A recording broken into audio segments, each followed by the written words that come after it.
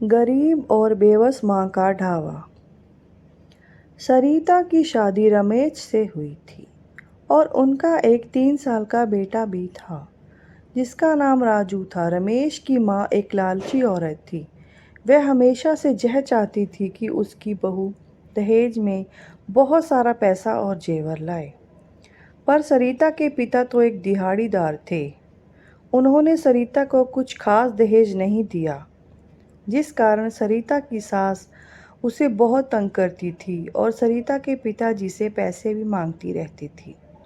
सरिता के पिताजी से जितना हो पाता वह देते रहते, पर इस बार तो सरिता की सास ने उसके पिताजी से पूरे 50,000 मांगे, जो कि सरिता के पिताजी पूरा ना कर पाए। रमेश की माँ बोली, रमेश, इस बार तुम्हारे ससुर ने पैसे देने से मना कर दिया है। रमेश बोला, क्या? उन्होंने मना कर दिया? अब मैं सरिता को उन्हीं के पास वापस भेज दूंगा। रमेश ने सरिता को पीटना शुरू कर दिया। रमेश बोला, तुम निकलो मेरे घर से, अब तुम्हारे लिए यहाँ कोई जगह नहीं है।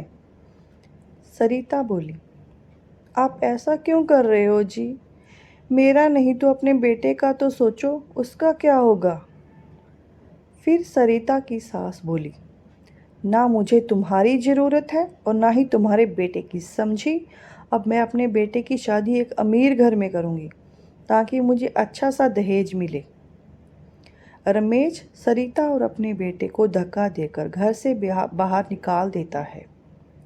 सरिता रोने लगी और अपने बेटे को साथ लेकर चल पड़ी। वह दोनों सड़क के किनारे किनारे चल रहे थे कि अचानक रास्ते में बहुत आंधी तूफान आ गया। सरिता का बेटा बोला, माँ, अब हम कहाँ जाएंगे, क्या करेंगे?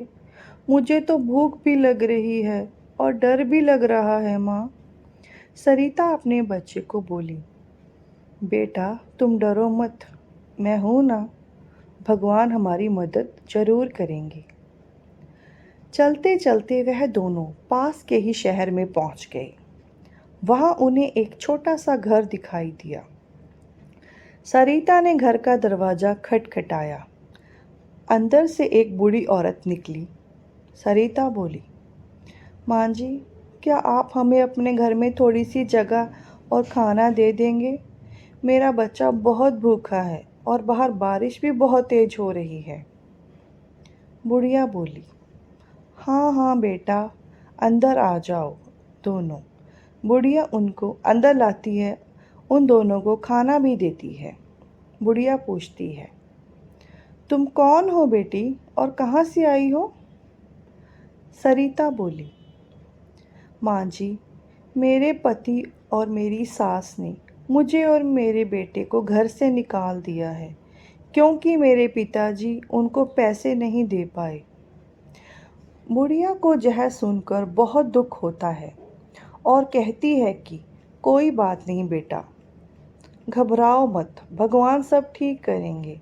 अब से तुम दोनों हमारे साथ ही रहोगे क्योंकि हमारी भी कोई औलाद नहीं है। सरिता और उसका बेटा दोनों वहीं पर रहने लगे। सरिता घर का सारा काम करती और खाना भी पकाती। बूढ़ा और बुढ़िया भी सरिता को अपनी बेटी ही मानने लगे थे।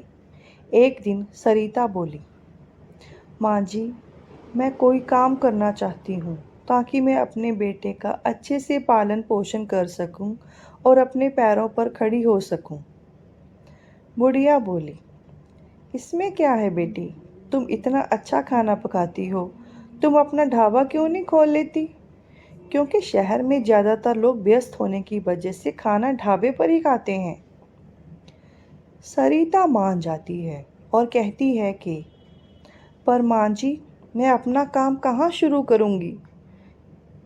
इस पर बुढ़िया बोली, तुम घर के बाहर ही अपना ढाबा खोलो और अपना काम शुरू करो। सरिता उनके घर के बाहर ही ढाबा खोल लेती है और खाना बनाने लगती है। जल्दी ही उसके ढाबे पर लोग आने लगे और उसके ढाबे पर लोगों की भीड़ लगने लग गई। सरिता हर रोज़ नए नए पकवान बनाती। सबको सरिता का खाना इतना पसंद आया कि कुछ ही दिनों में उसका ढाबा सब जगह मशहूर हो गया। सब लोग बस सरिता के खाने की और ढाबे की ही बात करते। सरिता को अब छोटे छोटे फंक्शन और पार्टियों के भी ऑर्डर आने लगे थे।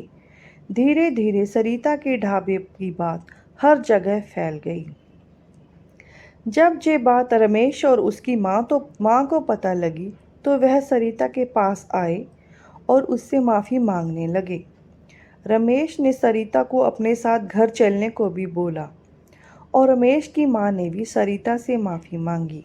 सरिता बोली, मैंने आप लोगों को माफ़ कर दिया है, पर मैं इन बुढ़ा बुढ़िया को छोड़कर कहीं नहीं जा सकती, क्योंकि इन्होंने ही मेरी मुसीबत में साथ दिया और मुझे सहारा दिया।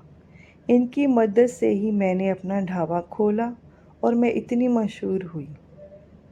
इसलिए आप लोग जहाँ से जा सकते हो।